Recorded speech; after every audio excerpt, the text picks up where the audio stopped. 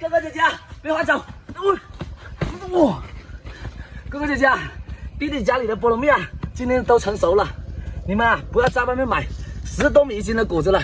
今天弟弟啊决定自己卖了，就挂下方小车。来，弟弟打开一个给你看一下啊。